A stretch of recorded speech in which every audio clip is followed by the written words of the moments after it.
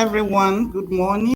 This is Oluwadunsin Janet Ogle here again, and I welcome us to the July Hangout with our topic, Break the Silence, You Are Not Alone. We have with us here today the Director of Education and Learning for the Safe Place, the person of Miss Lorriane. Thank you so much for having us and coming here today. We really feel so blessed having you. You're welcome. Thank you. So you just want me to stand and present it? You can from stand here? or sit. If sitting is convenient for you. I'll stand and do it. That's fine. Okay. So, So this is and then this is for here to move the slide, right? Move, Okay. yeah. And you want me to look here? No, you're looking here. Looking here. Okay. So good morning, everybody. My name is Lorriane DiFiglia. I am the Director of Education and Learning at the Safe Center. We are a nonprofit located in Bethpage. And today my goal is to give you a little more information about what we do and how people in need can use our services to the best of their ability if they find themselves in an abusive or an interpersonal violence relationship. Thank you. So it's my hope today to teach you a little bit about domestic violence and our services, but I'm also hoping to help you about what we do and how we can serve people who live in Nassau County. I'll start off by saying that all of our services are provided free of charge. Some of the things that I will speak about today involve child abuse, dating abuse, and domestic violence. So if you have a child sitting in the room with you, I ask that you just be cautious about some of the information that I will share today. So our mission at the Safe Center is to protect, assist, and empower victims of family violence and sexual assault while challenging and changing social systems that tolerate and perpetuate abuse. So that's a little bit about what we do.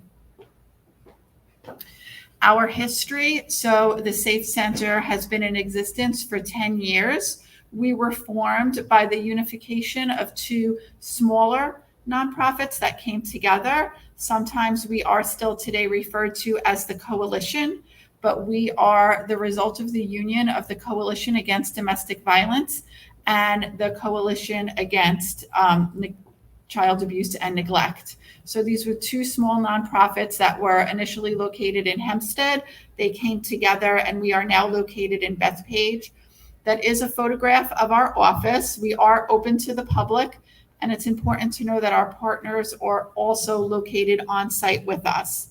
So in our office, not only do we provide counseling and legal services that I'll go into a little bit more, but we also have CPS on site. So any child that is affected by sexual abuse or severe physical abuse, those cases are taken at our location. And SVS, or Special Victims Squad, is also located.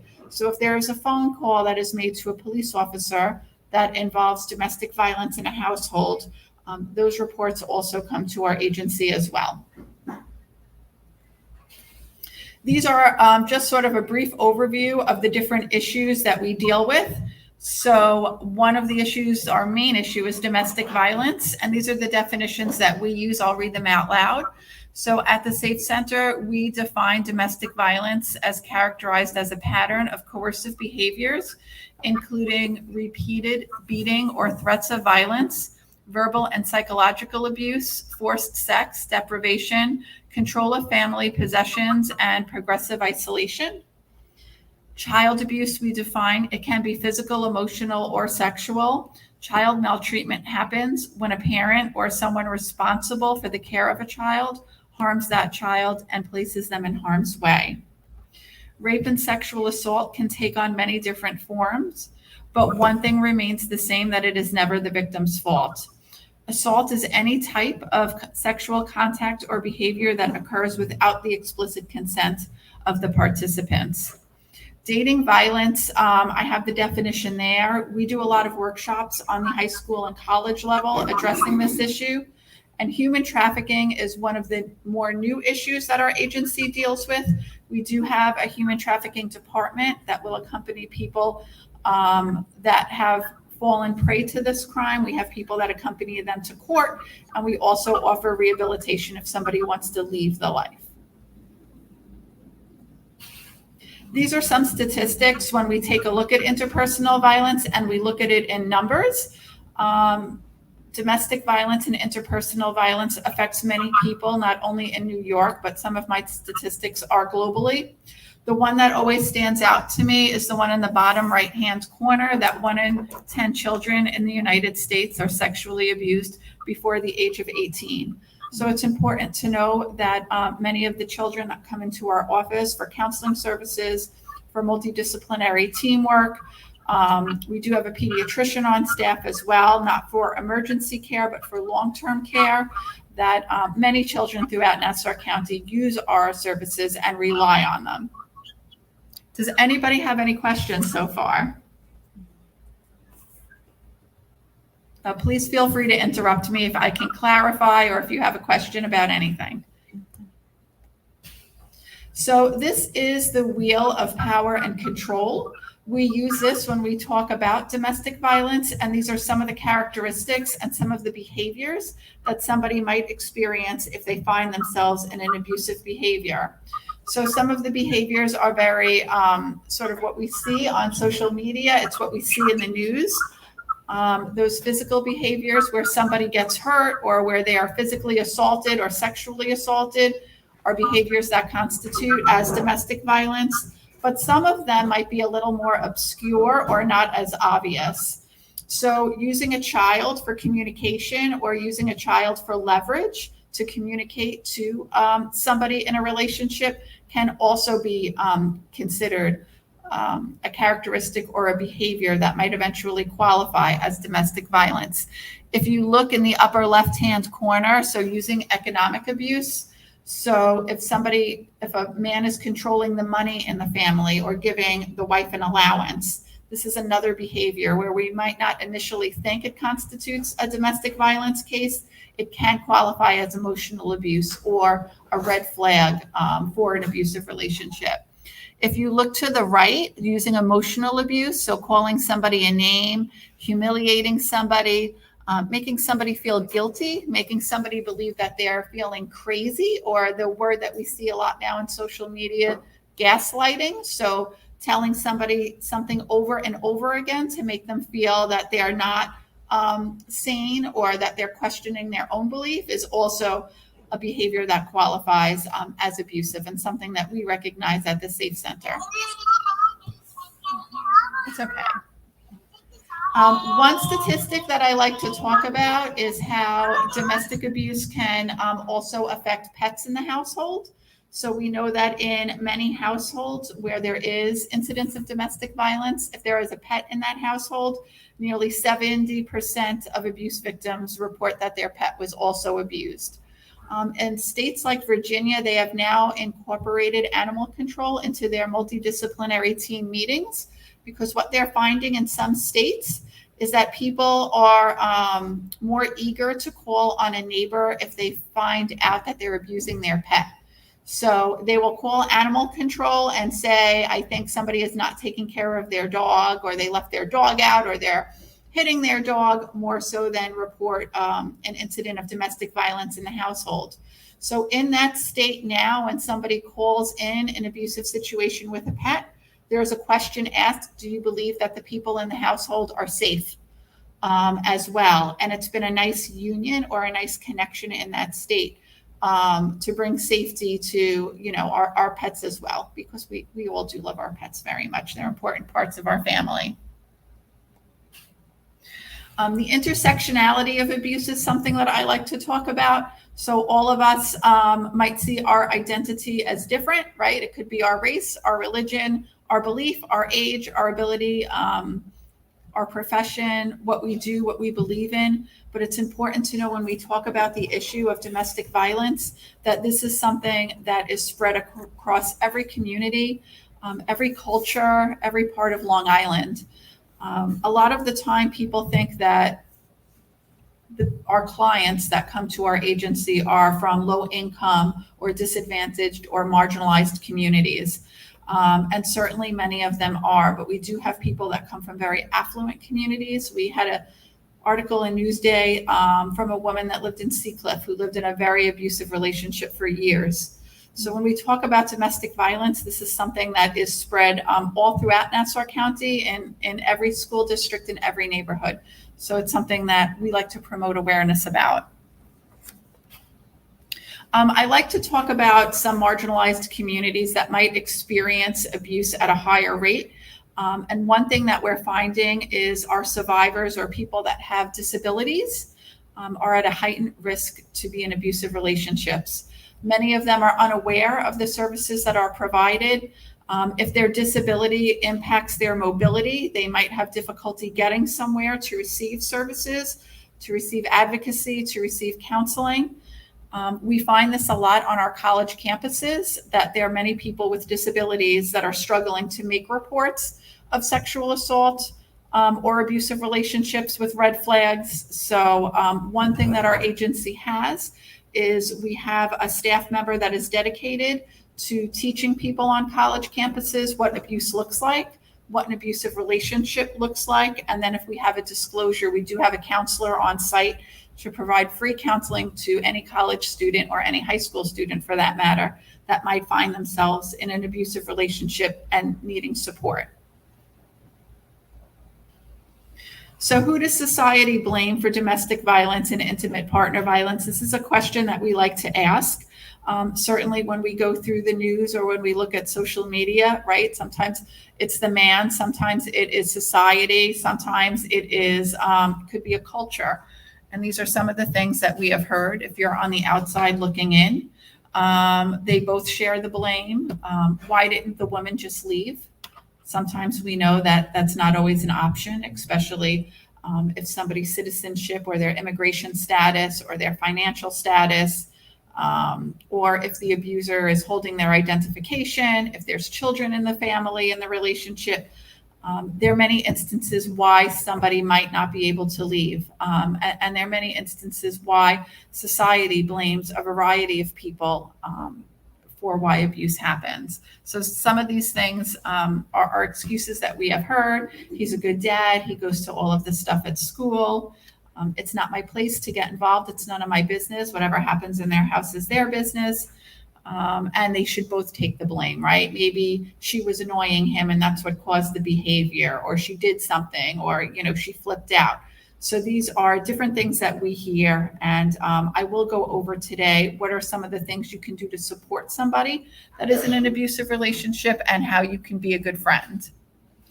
First, I'll go through what the techniques are of an experienced batterer. And this is something that we see frequently at the Safe Center. So in many instances, it is the batterer that is the person that calls 911.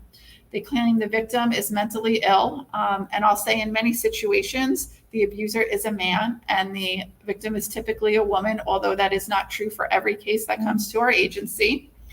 But in many, it will be the man that calls 911 and will claim that his wife has mental illness or is bipolar or is suffering. They blame the victim for the abuse. So her behavior is what caused me to do this. I was fighting back. I was trying to keep my children safe. I'm trying to keep my family safe. In many instances, if they do physically harm the victim, it's in a place that's not easily visible. So in many instances, we find that the abuse might happen in a place that is typically covered by clothing. They might intimidate the victim before and after the abuse. So they might say, make sure that you don't speak to anybody, don't say anything. And there might be a penalty if the woman or the victim chooses to speak, right? So I'll make sure that your children get taken away from you. You will not be able to see your family anymore. I'll make sure that you can't see your mother. I will make sure that you're isolated from everybody is a typical one that we hear. And then when the police arrive, usually that experienced batterer can pull it together and explain this whole story, and the complaint is taken. So this is something that we're very aware of. At the Safe Center, we have the ability to get those police reports once they are made, and we call the victim and offer our services so that they know if they are in a situation where maybe they can't disclose the abuse or it might be difficult. We have the ability to have an online chat that is not trackable in your computer's history. We have a hotline number where the person can remain anonymous. We have given people dollar bills with our hotline number on it so that their abuser cannot find that information, and we will work with them to create a safety plan. Another thing that is important to know that the Safe Center oversees the only domestic violence shelter in Nassau County. We only have 13 beds in that for Nassau County, which is the lowest per capita for any county in New York State. Fortunately, we have the ability to motel and hotel clients. If they come to us, we are also able to make referrals to other shelters in New York City, in Queens, and Suffolk County. So we are able to work with many of our partners across New York State to relocate somebody. In some instances, a victim might find it more helpful if they are relocated somewhere out of the city boundaries to get away from their abuser. So in some instances, we have been able to rehouse people in Albany or upstate if that works with their plan.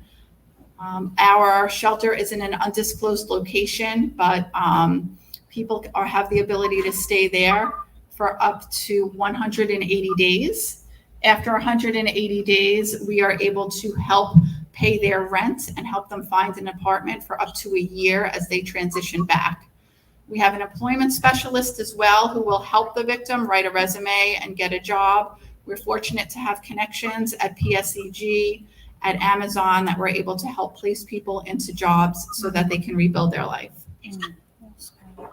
So it's a wraparound service. We know that many times somebody might not be ready to leave their abuser right away. So creating a safety plan with a counselor is one thing. One goal that we try to have every client or victim or survivor meet so that they have somewhere safe to go, whether that's a family member's home, a friend's home. If they find themselves in an abusive situation, that they know what they can do. And sometimes that might be calling our hotline, and we do have the ability to Uber and transport somebody to our office or to our safe home immediately if they find themselves in a dangerous situation. Helpful phrases. So if you suspect you know somebody that is in an abusive relationship, these are some questions that you can ask, and we encourage you not to point blame to the person or say, why don't you just get up and leave? Do you feel safe at home?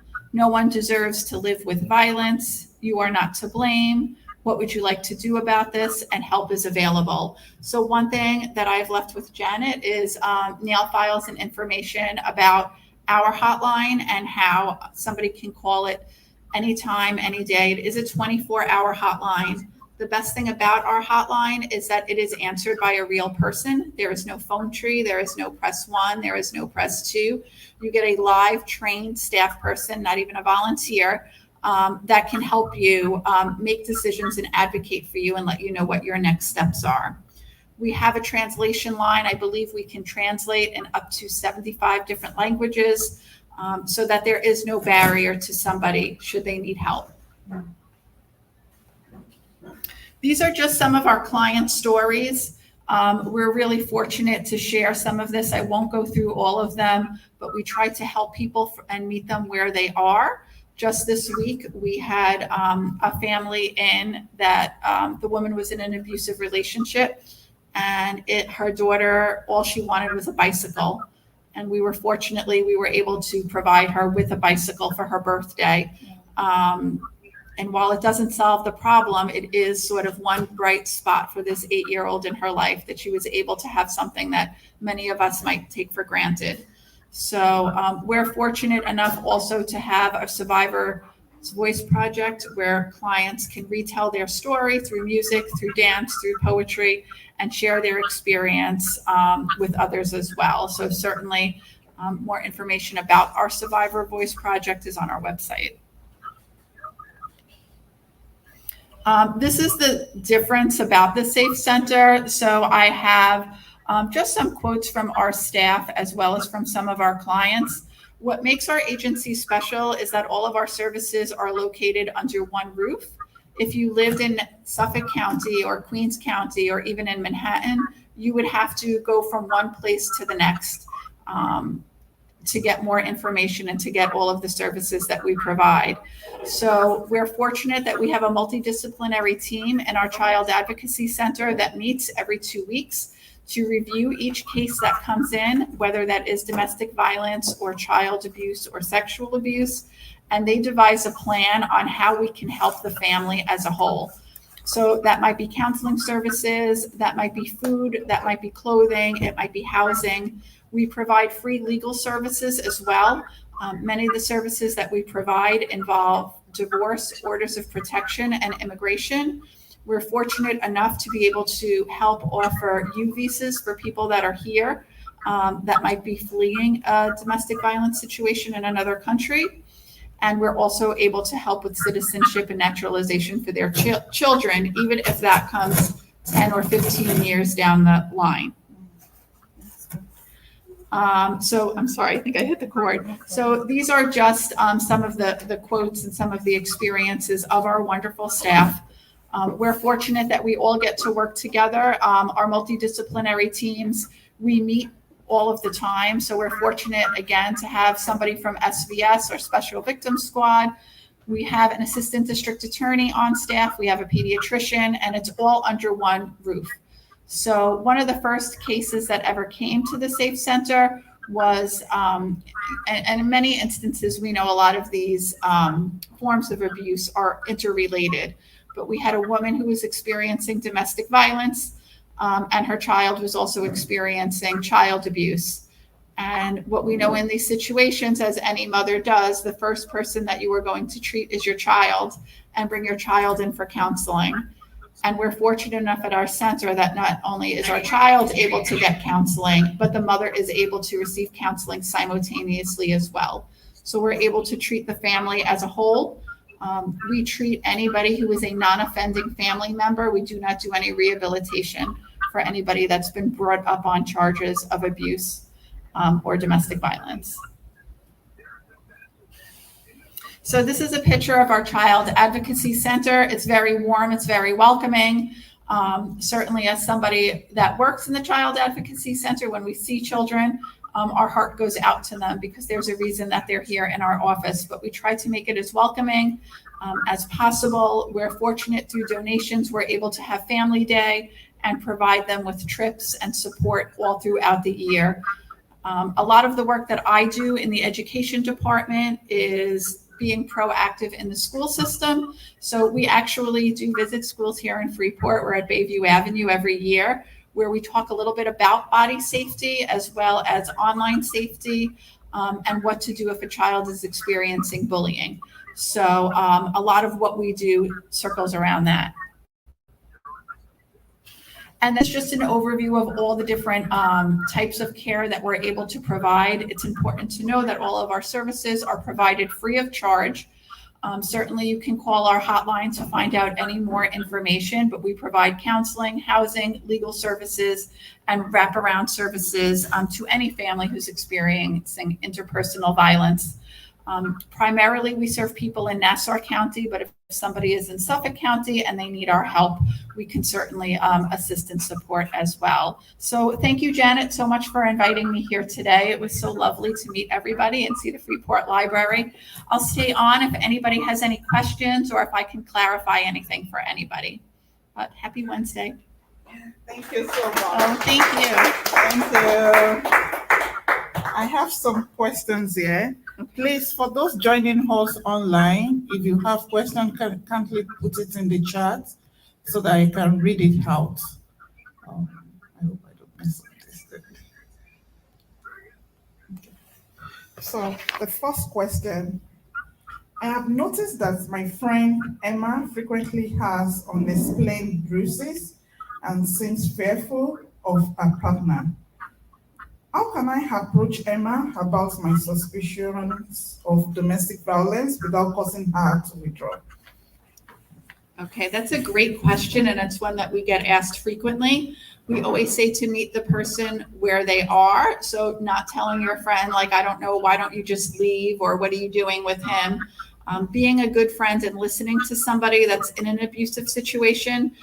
is the most helpful. And when they're ready to make that phone call, we encourage you to refer them to the Safe Center, to make that initial call to our hotline. And you can make the call with that friend where you're both on the phone together. And offering support is really the best thing. Sometimes somebody in an abusive relationship might not be ready to leave that relationship, particularly in instances where there are financial ties or maybe family ties or children. So it's important to be able to offer that support as a friend and not judge that person, and to help them make that referral to our agency when they're ready to do that. Thank you. Thank you so much. Please, in case you have contribution, we want to make it interactive. So if you have any contribution, kindly raise up your hand. Thank you. I often hear loud arguments and things breaking in my neighbor's apartments late at night. What steps should I take if I suspect my neighbors are experiencing domestic violence? Okay, that's another great question. So certainly, for something, if you feel that a child is in danger or that there is a child in the household, we encourage you to call 911. It's important to know that you can place that complaint anonymously. You do not have to give your name to the police. You can stay protected if you feel that there might be retaliation, if it's somebody in your apartment building or a neighbor. But in instances where you feel that somebody might be in harm's way, we encourage you to get immediate help and contact the police. Thank you. Yes, ma'am. Can you help clients that live out of state as well, or is this for Nassau community? So we do get some referrals from people out of state. Yes, we encourage you to call and we can connect people with our partners in other states. Many times somebody might flee a domestic violence situation and move with a family in another state, but the abuser might still be in Nassau County or New York State. So we do have connections to other domestic violence shelters and services in other states throughout the United States that we work with. So we encourage you to call, even if it is somebody in another state. Mm-hmm. As a mother of two, I feel trapped in an abusive marriage, but I'm afraid to leave because of financial dependency. What resources and support systems are available to help me safely leave an abusive relationship? So we would encourage you to call our hotline to get immediate services or counseling services. We do provide these services on Zoom if you find that you cannot get to our agency for counseling. We also have an online chat feature available. So if you have access to a phone or a computer at some point throughout the day, you can do an anonymous protected chat. And somebody from our staff can help make arrangements to transport you back and forth in a safe manner when they're willing to take that step and come in for services. Okay. Thank you. I suspect my sister's husband is emotionally abusive towards her, but she denies it. How can I support my sister if she won't acknowledge the abuse? So that's a really good question and something that we hear frequently. I think listening to your sister, I think recognizing that she is going through something that is an unhealthy relationship. I'm happy to give Janet the slides to share, but when you look at that wheel of power and control that I showed earlier, those show all of the different red flags that are present in a relationship. And we file that wheel in court when we go as a demonstration of what emotional abuse can look like. It is that power and control. It doesn't necessarily always have to be physical. So I would suggest sharing that wheel with your sister, and pointing out to her that some of the behaviors are red flags for an abusive relationship. And it's important to know that she's never at fault. We want victims to know that they are not the cause of this. And that there is support always available for when they're ready to take that next step. Thank you. Of course. The next question is, I think it's almost the same thing with the with the last one you just answered. I'm worried that my friend might be experiencing domestic violence, but she hasn't said anything. How can I start a conversation with her about my concerns without offending her? Okay. It's I tough. think it's So it's similar, but certainly, asking your friend if they feel safe at home. And also sometimes just passing like a nail file or something that has a phone number on it for help is a good tactic. And that person as a friend can also call our hotline for guidance and how to make a referral to the Safe Center. So even as a concerned friend, you can call our hotline. If you're a student, if you're a college student and you're writing a paper about abuse and you need statistics, you can call our hotline. So it's not necessarily always for emergency calls. Sometimes it's also for people that just want more information on how to be a support and how to help. Of course. As a teacher, I noticed that one of my students, Lily, has become withdrawn and shows signs of physical injuries. What actions should I take if I suspect Lily is being abused at home? Okay. So as a teacher in New York State, you are a mandated reporter.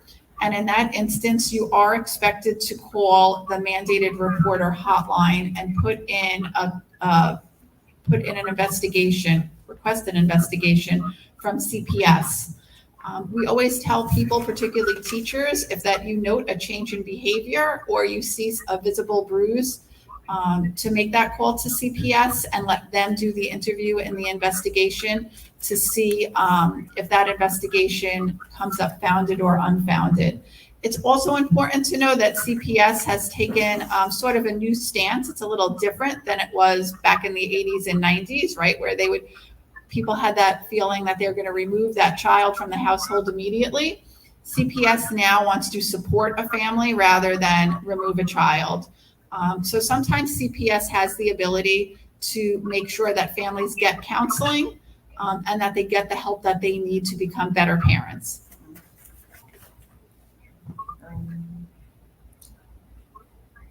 My friend's child often has bruises and seems scared of going home. How can I approach my friend about the possibility that a child might be being abused? Okay. So in that instance, if you are seeing that a child is abused, we recommend that you either call the police or the New York State Central Registry hotline to report child abuse. You can make both of these reports anonymously if you fear retaliation, but as a general observer, as a resident, you will never get in trouble for making a good faith complaint to CPS or to the police about this. So we encourage you to try to get help immediately if you see a child that has marks on them that lead you to believe that they're being abused. Yeah. My child's friend has confided in me about being physically abused by their parents. What should I do if my child's friend confides in me about being abused? I think it's common. Okay, so depending on how old the child is sort of plays a role here. So if the child is over 18, they are responsible for reporting it themselves. If they are under the age of 18, again, you can make the call to the state registry and say, I suspect that, my neighbor, my child's friend is being abused. In many instances too, you can also call a school social worker and report it, and they can help make the report with you. Sometimes people are fearful of making a complaint or launching an investigation with CPS because they think it's immediately going to be drawn out and they might be asked to go to court, which can happen. But in many instances, CPS wants to handle the investigation and will cover everything. And the schools can also offer support in these instances because it gives them the ability also to sort of collect all of the data about the child and formulate a case if necessary.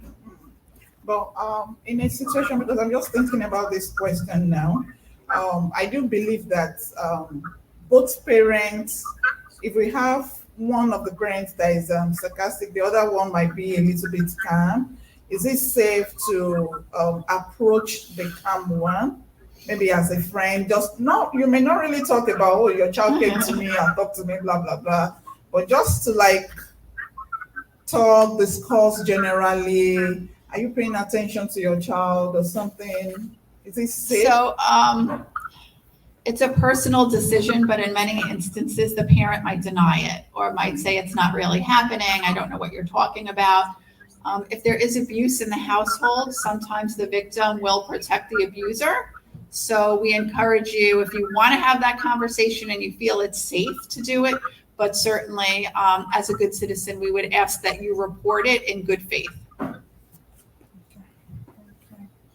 Um, Someone's talking about it, but I don't know if we can talk. We can discuss it Oh, with yeah. children. That's. Can I?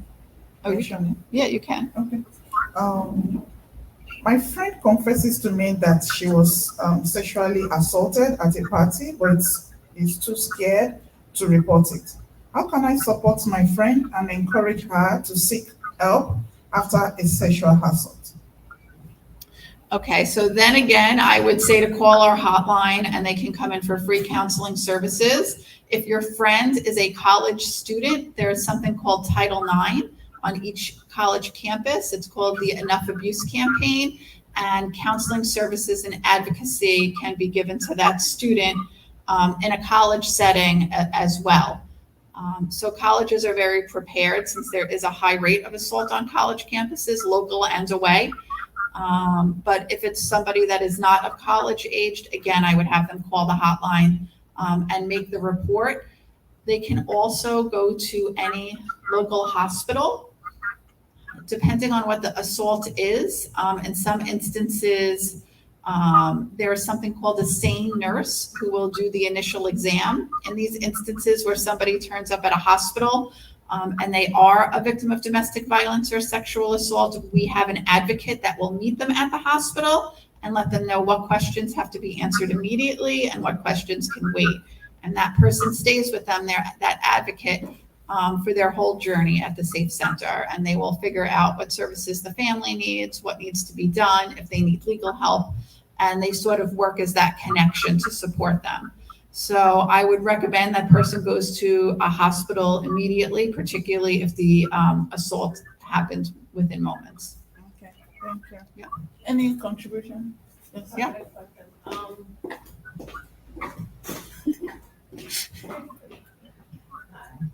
You talked about the Safe Center goes into the school sometimes to talk about body safety, and there's another program you said they do at the school. Yes. So my question is, how about children that's between the ages of 3 and 5? So- Can that be taught to children in a child-friendly way? Yes.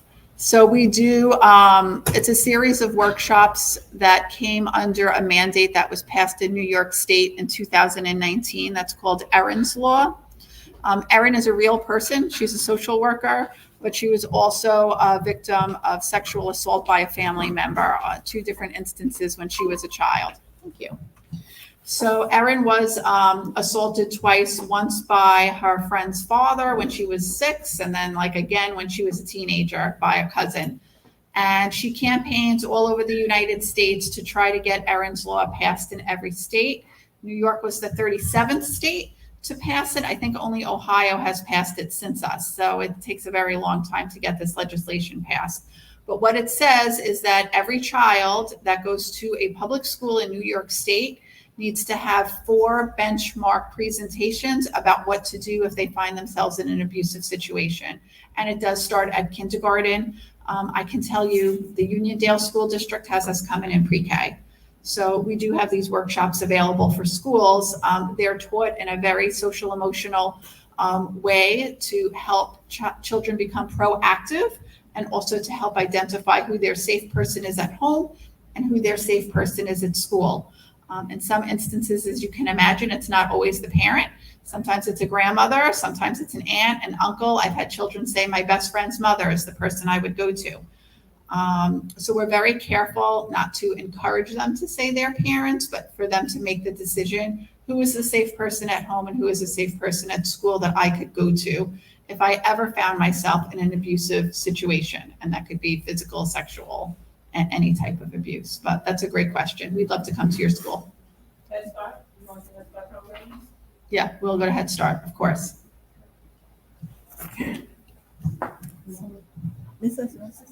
No. My partner was raped and is struggling with the aftermath, which is affecting our relationship. What resources and strategies can I use to support my partner and our relationship after the trauma of rape? So again, that person would be able to receive free counseling services at the Safe Center. It does not matter if the rape happened 10 years ago, 5 years ago. Anybody that is affected by any type of interpersonal violence is entitled to free counseling services at our agency. I know of someone who was sexually assaulted but refuses to talk about it. How can I be supportive without pressuring them to talk about their experience? So I think similar to some of the questions that were asked earlier, I think being a good support, being a friend, making sure that they have a safe place to go to and a safe space is important. But I feel for many of these questions, just sort of building up the trust and the belief to make that first phone call is a first step in getting help. My teenage daughter is in a relationship where her boyfriend is extremely controlling and verbally abusive. What steps can I take to talk to my daughter about the dangers of dating violence and help her seek help? Okay. So we actually offer workshops to high school students called Safe Dates and Healthy Relationships, where we go over what are some of the red flags in a dating relationship. We talk about stalking and online safety because we've seen an uptick in the amount of stalking that happens now online with teenagers. So certainly offering some support to your child about what a healthy relationship looks like, showing that wheel of power and control. And certainly if you look online, that wheel has been catered to different populations. So there is like an LGBTQ plus IA wheel. There is one for teenagers. There is one for men. There's one for women. So I think sharing some of those resources with my daughter to let her know that the relationship that she is in is unhealthy would be some of the first steps that I would take. And again, you can call the hotline for some pointers on how to have this conversation. It's a lot easier for me to stand up here and tell you what to do. But when it comes time to actually do it, seeking support from the Safe Center would probably be the first thing I would recommend. Okay. I noticed that a new girl at school is always accompanied by an older man who seems controlling. What signs should I look for to determine if she might be a victim of human trafficking, and what actions should I take? So that would be, again, another instance where you might want to call the police or call our hotline. Human trafficking, when we talk about it in Nassau County, the age of the average victim in Nassau County is between 12 and 13. So we're finding that it's our youngest children that are being trafficked. Many of them are in relationships with older men who they see as somebody that's going to save them. A 12-year-old? Yes, 12 years old. And it's not always labor trafficking, right? It's sometimes worse than that.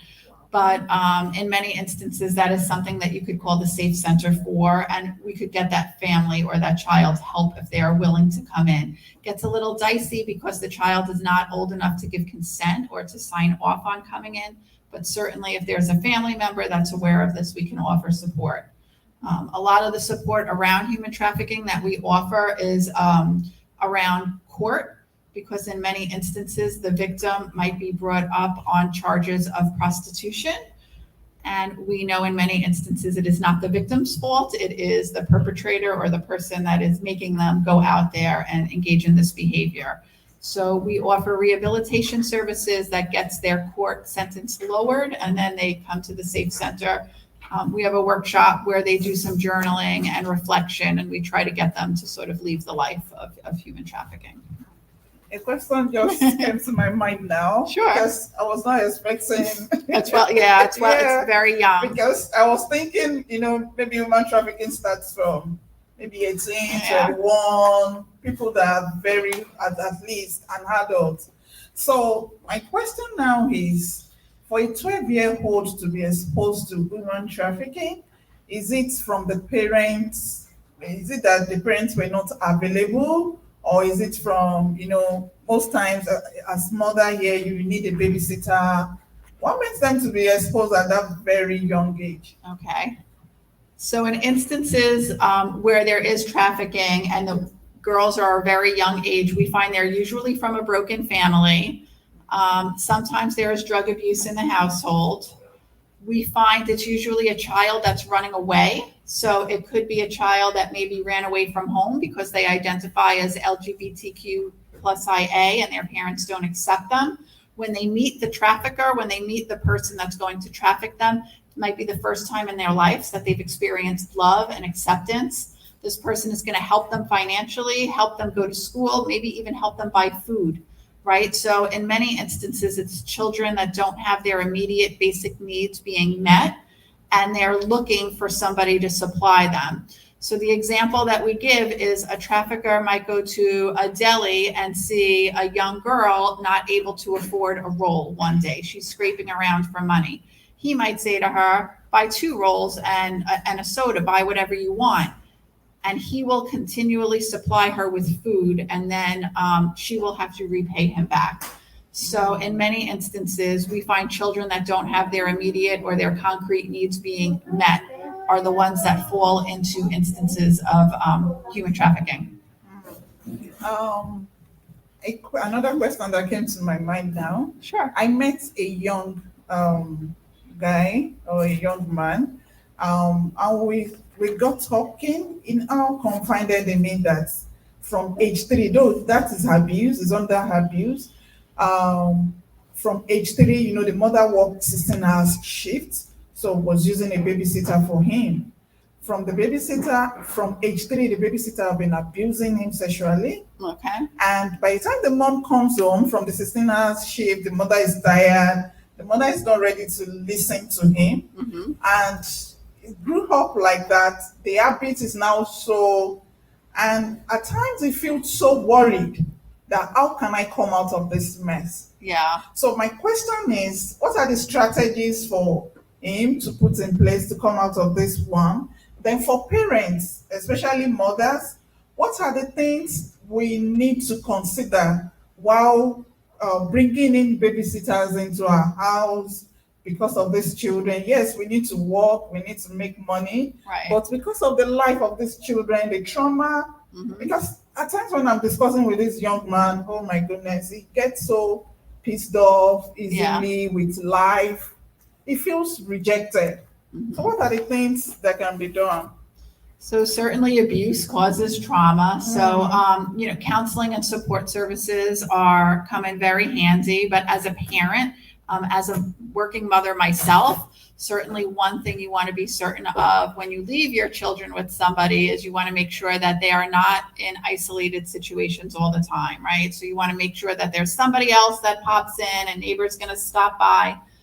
We find that in most instances where children are being abused, it's because they are isolated.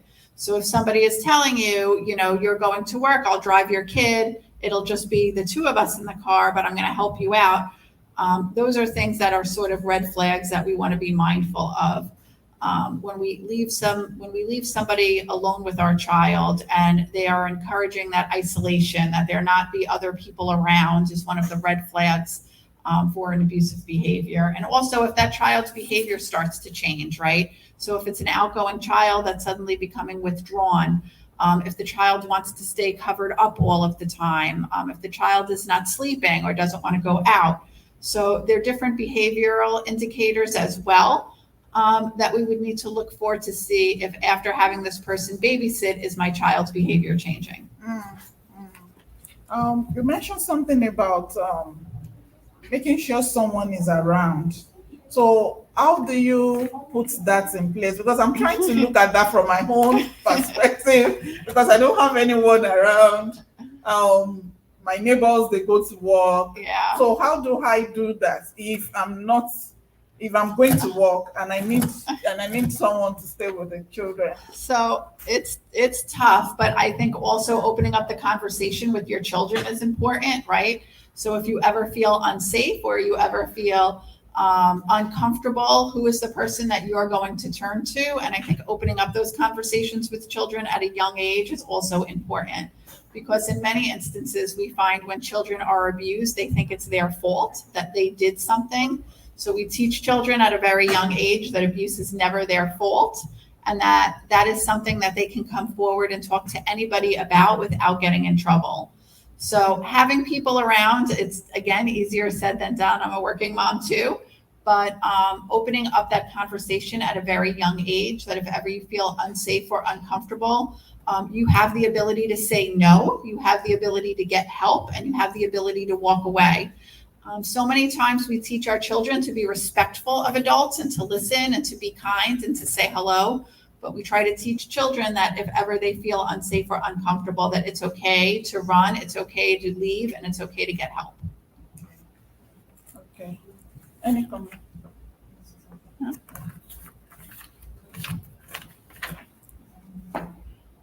But is it possible for teachers to abuse children?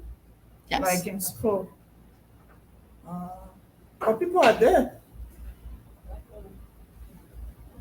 So Yeah, anybody can be an abuser. Typically teachers, I mean, there are reports of it, certainly at summer camps, we hear about it, but yes, anybody can be an abuser. Okay. So having an open communication is just the key. Yes. Okay. School districts usually know. I mean, there are extensive background checks done on anybody that enters the teaching field, so. Okay. I work in a hotel, and I've observed several young women frequently brought in and out by different men.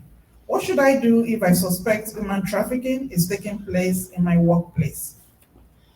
Okay, so there is a hotline number to call if you suspect that somebody is bringing somebody to a hotel and participating in human trafficking. That is also something, again, you can call the Safe Center, and we have the ability to dispatch our special victims squad to investigate further. Many hotels now will have signage posted. You've probably seen it in airports about what you can do to get help immediately if you suspect there is a trafficking situation underway. My neighbor seems to never leave the house and appears to be under constant surveillance. How can I identify signs of human trafficking and report my suspicions without putting myself or my neighbor at risk? So somebody just staying at home in their house might not necessarily be a victim of human trafficking, but I think it's important with many of the situations that you're giving is to try to have that conversation and to let people know that there is free support available, particularly if it stems around domestic violence or child abuse or human trafficking. So any of those concerns, any of those suspicions, you can have the victim or the survivor call us, or you can call us to see how you can approach that person and be an effective support.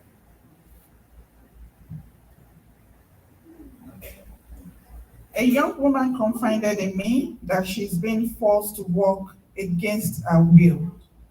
How can I help someone who has confided in me that they are a victim of human trafficking? So it would depend on how old the person was. If they were of legal age to work in New York State, if it is a child, that is something that can be reported. In many instances, we do see some trafficking that's related to work at the Safe Center, but primarily trafficking, we don't see that much trafficking surrounding work.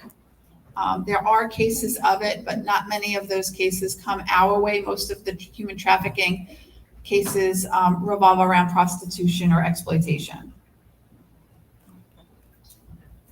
I overheard a conversation that made me suspect someone is involved in human trafficking. What steps should I take if I suspect someone is involved in human trafficking based on a conversation I overheard? So again, that would be a referral to our hotline or to the police if you feel that somebody was in immediate or imminent danger. Human trafficking is a topic that's, become very popular, particularly when we look at our social media, and many people's image of it is from that movie Taken, that somebody's child is going to get abducted and brought over to like England or Europe.